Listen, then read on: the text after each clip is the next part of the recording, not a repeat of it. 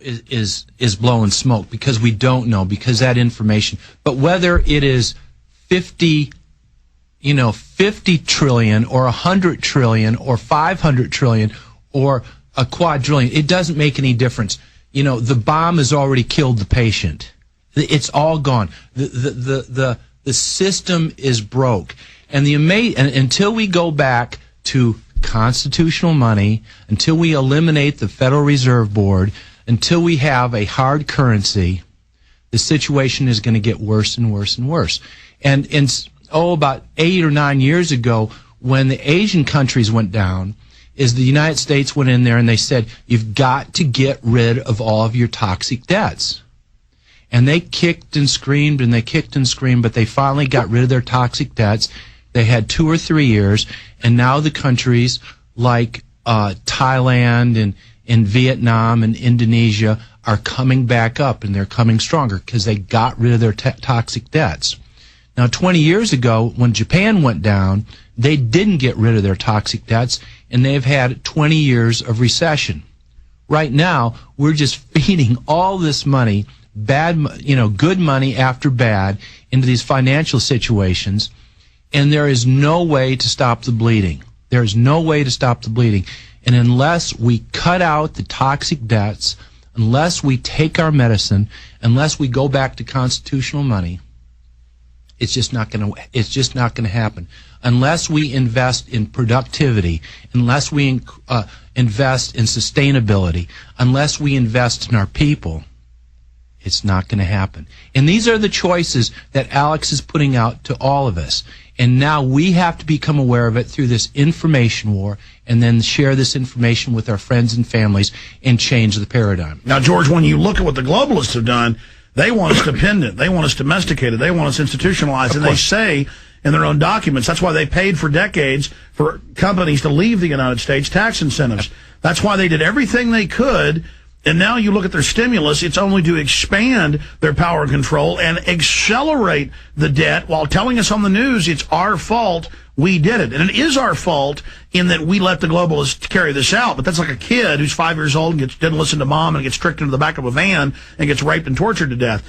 Still, you don't blame the 5-year-old. You blame the guy that kidnapped the child, and the kidnapper is the bankers. Oh, there's no question about it. And it's just not the bankers in New York. This has been an international cabal instituted by Adam Weishaupt and the Rothschilds back in 1776.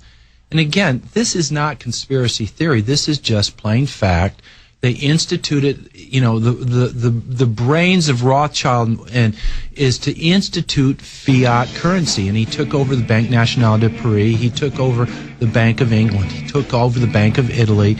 They've taken over the Citi. They've taken over Chase. And they've taken over the full economic supply system, the IMF, the Stay World there. Bank. Let's recap that and get into Obama. Yeah. The ultimate Trojan horse, groomed from birth. The evidence is clear. His mother, a foundation minion of Geithner's father, and now he is here to betray. Prepare yourselves. Okay, George.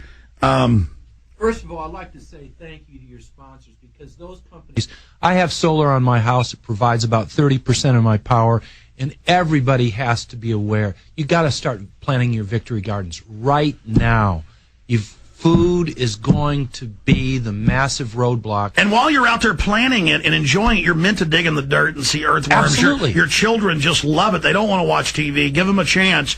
And then while you're planting and doing this, you'll get spiritually centered and think about how you're fighting the New World Order. And it's the journey of 1,000 miles starts with that single step. Yeah, in a very small space, if you do it right, you can grow a tremendous amount of food. So just think about it.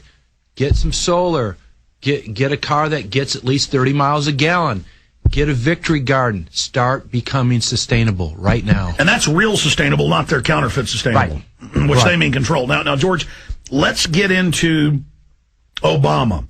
I mean, if you were standing before a group of well-meaning Obama people that knew Bush was bad and evil, the torture, the secret arrest, the wars, and then the media craftily, the same media that put him in power, transmuted all the hatred of Bush onto love of Obama, and then now he's completely already just a month in office betrayed all that, lay out as if you're speaking to a lot of them, but directly to them. They're watching this online, they're listening to this on the radio, they're seeing this a month from now when he's done even more horrible things versus the rhetoric. They have the phony right wing attacking to make the left defend him. They have all these tricks. But break down as an economist, as a former city council member, as an author, a researcher, what you see happening with Obama.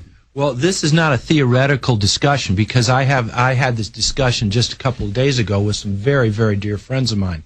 Very well educated. They love this country. They're learning about things. They were very, and they come from very highly educated families, and they've done a lot of things. And they were so opposed to what Bush was doing and then they see Obama. Quite clearly, Brother Obama is one of the most articulate, intelligent, and charismatic figures ever to come in front of the American people. And I applaud the leaders, the Illuminati or the power leader, or whatever you want to call these rascals, for creating this character. I mean, he is the perfect opposition to Bush, who was, clearly not the sharpest tool in the shed. And this Obama, man, I want to like him. I want to like him. But you know what? A tree is judged by its fruit. A tree is judged by its fruit. And in telling the truth, to me, is step number one. And Obama, when he first came out, he got a lot of support from the left wing because he was supposedly opposed to the wars in the Middle East. He voted against the war in Iraq. He's talked about Afghanistan. He said we were going to get out of the Middle East. We're going to be out of Iraq and Afghanistan. He talked to us about change and transparency, something that we all want. He said that he would do something. He would work for the environment. He said that he would work to clean up this financial disaster. He would work to help us get better education and health care for the people of this country. Now, the son of a gun went, and again, knowing everything that I knew, and I knew where his money was coming from, but I listened and I listened and I listened. But within 1 month, he is absolutely, completely betrayed, 100% betrayed the American people. And quite clearly, Brother Obama is the most fancy, the most decorated, the most expensive Trojan horse in the history of Western culture. This guy's amazing. So let's just take a look at his appointments, because you can always tell a person by the company he surrounds himself with. He said he was going to get us out of the war in Iraq. Well, he reappointed Bill Gates, one of the architects of the war, a guy who's a member of the CFR and a Bilderberger, and the guy who is a hardline hawk. He's already broken his promise about getting the troops out of Iraq, and he is for more war.